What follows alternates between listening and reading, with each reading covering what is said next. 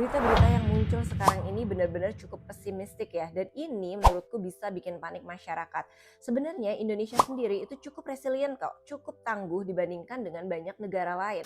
Ini dia 5 faktor dominan yang menjadi pilar ketahanan ekonomi Indonesia di tahun 2026. Yang pertama itu ada swasembada pangan yang saat ini menjadi faktor ketahanan yang paling dominan untuk ekonomi kita di Indonesia.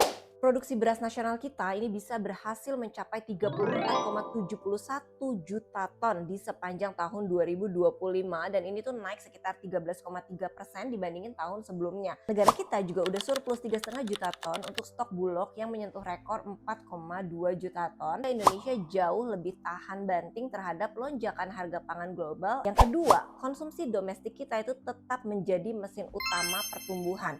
Kontribusinya itu bisa mencapai 54% terhadap PDB dengan pertumbuhan konsumsi rumah tangga sebesar 4,9% sampai 5,2% di sepanjang tahun 2025. Yang ketiga, dari sisi struktural ya, kebijakan hilirisasi nikel dan juga transisi energi terbaru akan menjadi pilar penting. Ekspor nikel olahan itu naik 42% sepanjang tahun 2025 dengan total investasi hilirisasi itu mencapai 1.200 triliun sejak tahun 2020.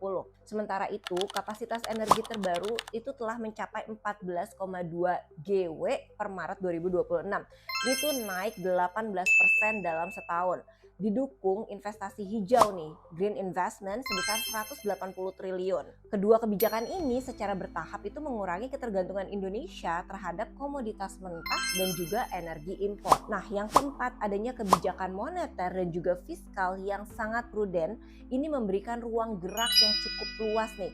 Jadi kayak Bank Indonesia mempertahankan suku bunga acuan di level 4,75%, inflasi masih terkendali di 3,4%-an, dan cadangan devisa itu berada di posisi kuat di 148,2 miliar US dollar. Akhir nih, investasi infrastruktur itu juga berperan sebagai penggerak pertumbuhan.